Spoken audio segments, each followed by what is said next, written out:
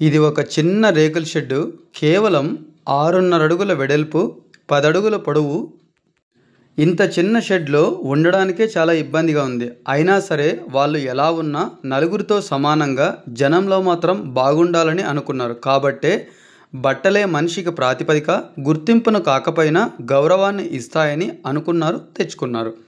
కానీ అవి పెట్టుకోవడానికి స్థలం లేక చాలా ఇబ్బందిగా ఉంటే మమ్మల్ని అడిగారు. ఇది ఒక అద్దె ఇల్లు, కానీ దాంట్లో ఓల్డ్ మోడల్ టీవీ, బట్టలు పెట్టుకోవడానికి సెల్ఫ్లు పెట్టండి అని మమ్మల్ని అడిగారు. మేమేం చేసామనేదే ఈ వీడియో. సెల్ఫుల్లో ఏ ఏ వస్తువులు పెట్టొచ్చు, వాటి సైజు ఎంత, మిగిలిన ఖాళీ స్థలం ఎలా వాడుకోవాలా, ఇలా అన్నీ ఆలోచించి ఖర్చు విషయంలో కూడా దుబారా చేయకుండా చేశాం.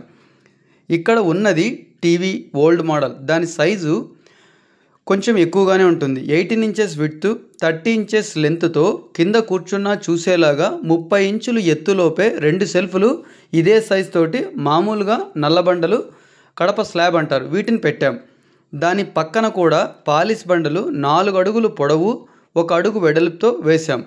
ఇవి చేయడానికి ముందు గోడని కావలసిన సైజులో గాడీలు కట్ చేశాం. ఆ సైజుకు తగ్గట్టే బండలన్నీ కట్ చేసి ఒక్కోటి ఫిట్ చేస్తూ వచ్చాం.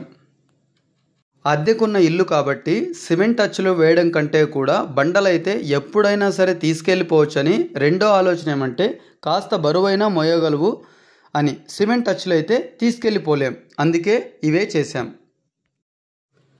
డబ్బులు లేని కారణంగా సరైన ఆలోచన లేని రోజుల్లో ఎలాగైనా కట్టుకొని ఉండొచ్చు. కానీ ఇప్పుడు వాళ్ళ అవసరాన్ని కానీ సౌకర్యాన్ని కానీ తెలియజేసినప్పుడు ఎలా చేస్తుందో అని ఆలోచించి అది బాగుంటుందా అని ఉన్నదాన్ని, అంటే గోడల్ని ఏమాత్రం డిస్టర్బ్ చేయకుండా, కొత్త రిపేర్లు రాకుండా వాళ్ళ వస్తువులకు తగ్గట్టు బండలతోనే చేశాం.